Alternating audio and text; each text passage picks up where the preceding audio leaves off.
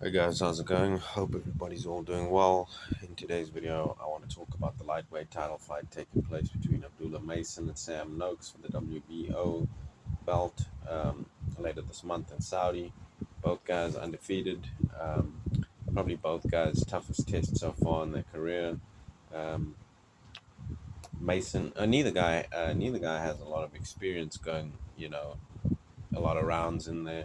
I think Noakes has been 10, 12 rounds once or twice, whereas Abdullah Mason hasn't yet been, the full 12 round distance. So neither guy has a lot of experience. I think the most rounds Mason has been is six. Um, Mason, the southpaw has the ability to make this a very easy fight, in my opinion.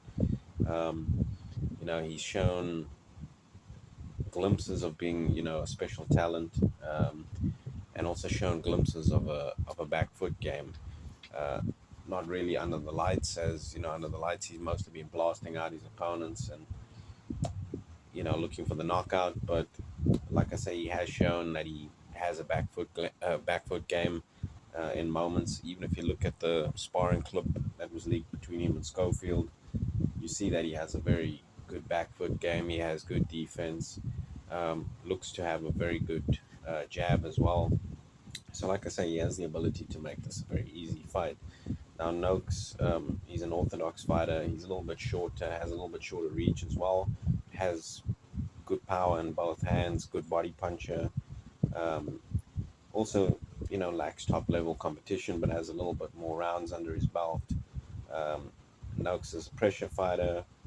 Doesn't really have much head movement. Sort of fights out of that crouch in a high guard defense, which could be trouble for him in this fight, with Mason having the height and reach advantage and having a really good jab. Like I said, Mason could make this a very easy fight. I would advise Mason to come out and box patiently in this fight, stay disciplined, and sort of break Noakes down behind the jab, soften him up in the first 6 rounds, using that jab, hitting him with long 1-2s, and then, like I say, once Noakes is starting to break down a bit, then he can sort of look to maybe go for the finish in the second half of the fight. Look to get that left uppercut off, which is going to be there for him. Like I say, Noakes hasn't really got much head movement and fights out of that crouch, so that left uppercut is going to be there, especially behind that jab, because that's going to blind Noakes and bust him up as well. So he won't really be able to see what's coming behind that jab. Um, but Noakes, like I say, he looks durable, looks to have a good chin, um, decent power in both hands, pressure fighter. So I would advise Noakes, obviously, to try and cut the ring off, try and get to Mason's body as early as he can, to try and take Mason's legs away and force him into a shootout, as we have seen vulnerabilities with Mason's chin. We saw him down twice against Vasquez, 2 left hooks. Noakes has a good left hook himself, both to the body and head. So, there is opportunities for Noakes to win this fight. He's got to let his hands go. He's got to get to Mason's body, and he's got to cut the ring off. Now, he does seem to cut the ring off pretty well in previous fights. However, he hasn't been in there with a guy that is as slick and that can box and move as well as Abdullah Mason. So, like I say, I'm picking Mason in this fight. I think he can make this a very easy fight if he sticks to the game plan. He's a guy with a lot of speed and a lot of power.